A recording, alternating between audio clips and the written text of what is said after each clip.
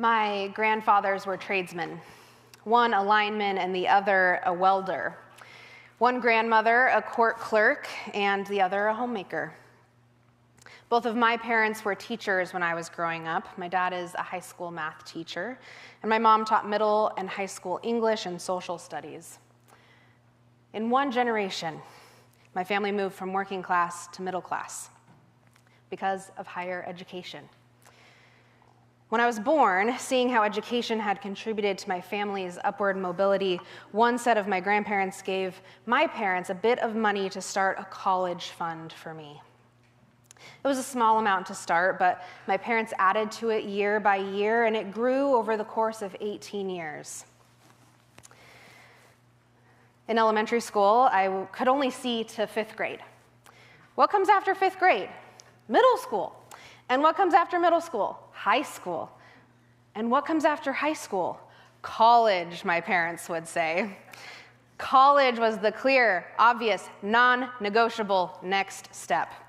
From the time I was in 8th grade, I had the opportunity to start taking high school math classes so that in high school I could take college math classes so that I could be so prepared for college. College was next. College was non-negotiable. The core belief in my family of educators is this: you can't put a price on education. Education is never a waste. And yet there is a price on education. Education costs something.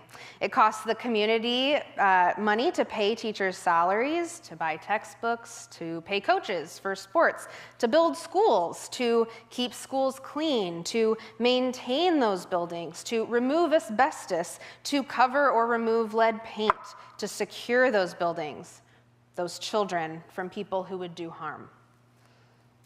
You can't put a price on education. Education is never a waste. And it costs an extraordinary amount of money to go to college.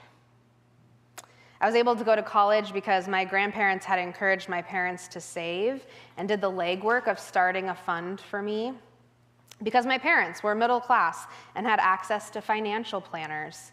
Because my parents were middle class in the early 2000s and had enough income to save, because my parents got divorced and I was able to turn in only one parent's income in order to receive financial aid. Because I am one of the rare ones who thrives on standardized testing. And also because my parents were both teachers and I had every chance and opportunity to be successful in school. I was able to go to college because extraordinarily wealthy people had established scholarships for people just like me, people whose paths to college were clear from the beginning, who had every opportunity, people for whom the path to college was made. I was able to go to college because my dad was able to pay my rent for the last 2 years of my college, because I worked 3 jobs for a while, and because I was never not working, because I loved learning and I always worked hard at school. And I was able to go to college because the federal government and private entities offered me loans to make up the difference.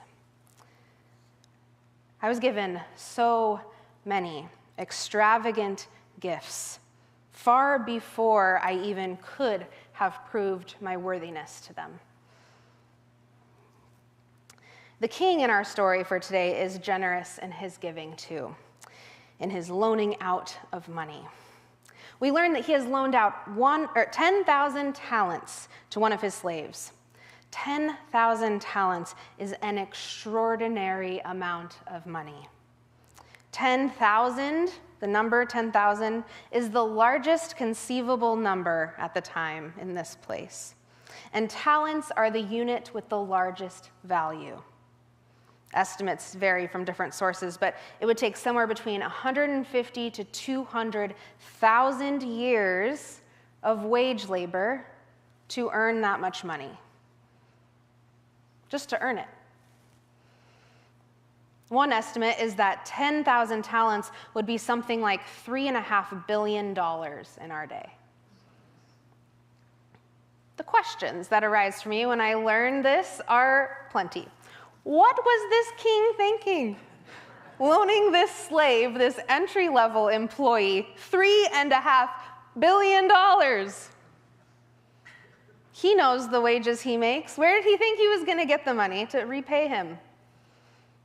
We have to remember this is a parable. It isn't a recounting of history.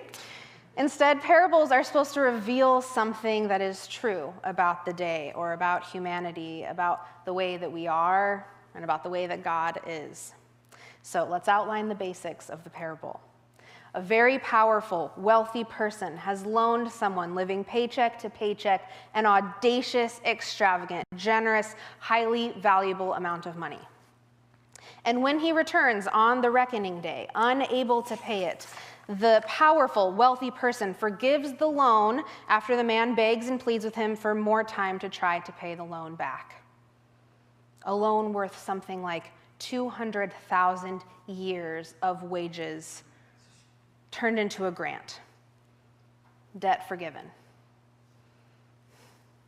What a gift. I can't even truly imagine the relief, the weight lifted off his shoulders, the freedom he now gets to embrace with his family rather than sink deeper into bondage, growing interest, a debt he might pass on to his children and their children and their children.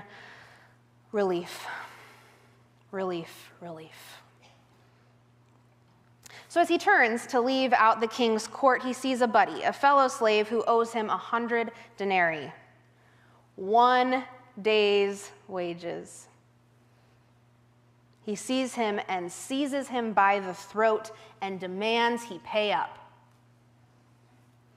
He just had a debt of 200,000 years of wages relieved, and he cannot forgive 1 day's wages. When the pandemic began and student loan interest and payments were stopped, 43.5 million Americans breathed a sigh of relief. $1.7 trillion in student debt is held by 43.5 million Americans. For so many, they know that the debt hanging around their necks will be there until they die.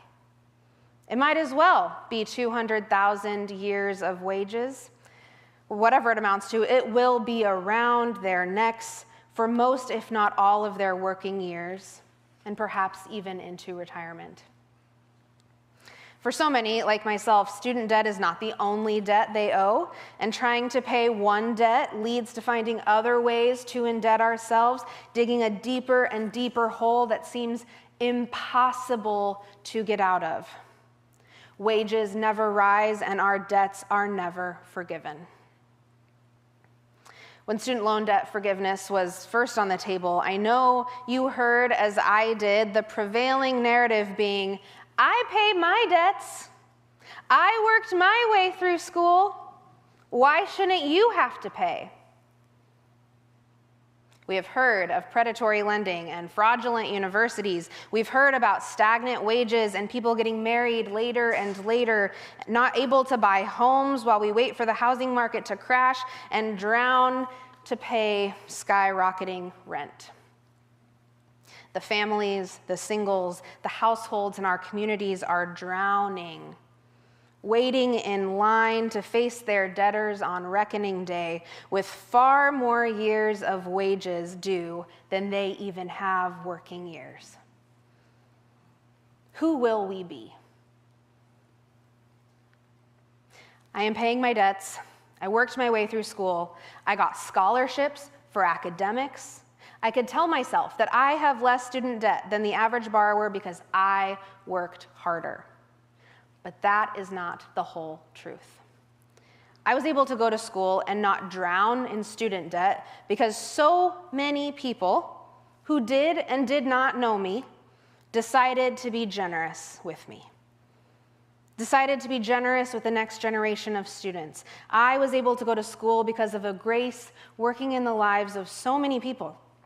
My grandparents, my parents, the unnamed and unknown people who endowed scholarships at my university, the named and known people who endowed scholarships at my seminary, generations of Methodists who designated money and an entire general board to higher education for the formation of professionals, pastors and otherwise, who live out their faith through their vocations. This parable instructs that we have a choice. We can either remain in the world's path of debt and penalty and suffering and interest, or when we realize the profound forgiveness of our God, the liberating grace that frees us from our weighty, burdensome sin and debt and trespasses, we can choose to take the path of love and forgiveness. Loans beget debt, begets penalty, begets suffering, begets debt, begets. Whereas love begets forgiveness, begets love, begets forgiveness. Forgiveness undermines debt. Love undermines penalty. What path do we choose? And it is truly our choice.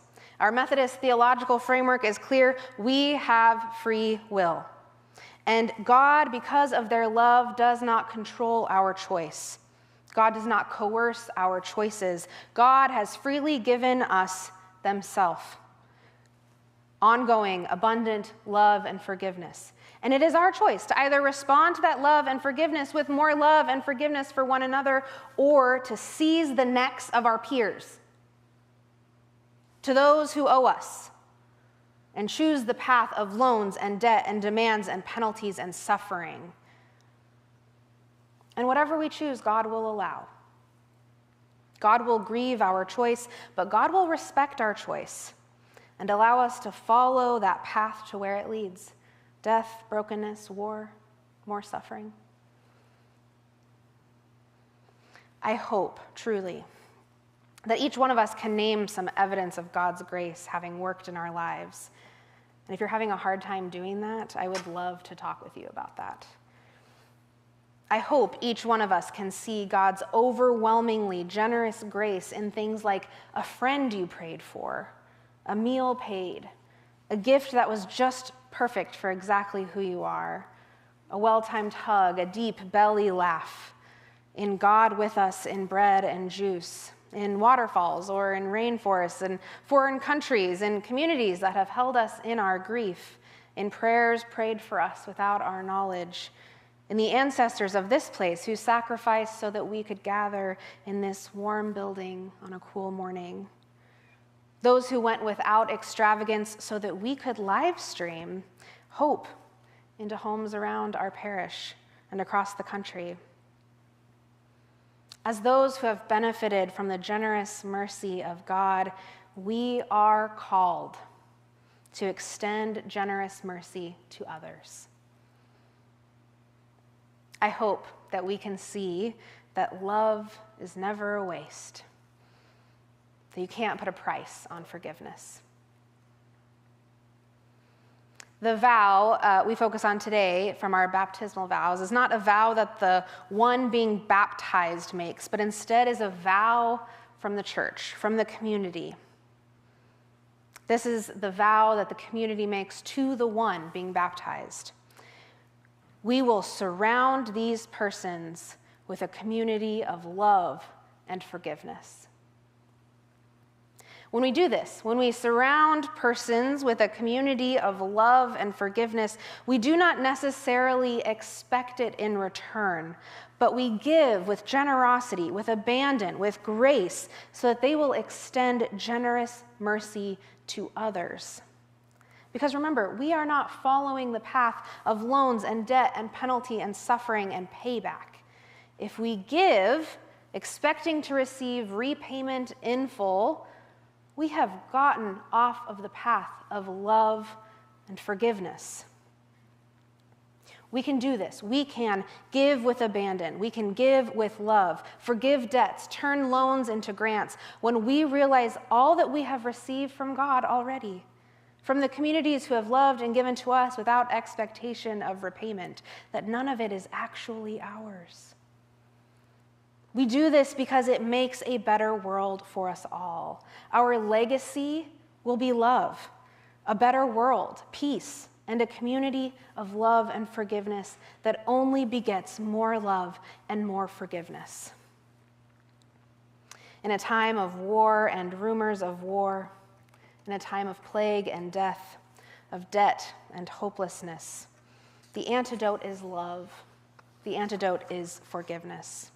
So let us, friends, be radical change makers, upsetting the status quo by releasing our grips on one another's necks, forgiving debts, and rejoicing in our forgiveness, rejoicing in the love that we have to offer, rejoicing in all that has been forgiven, our own debts, our own missteps, our harms we've committed, our trespasses that have been forgiven. Let us rejoice in their forgiveness.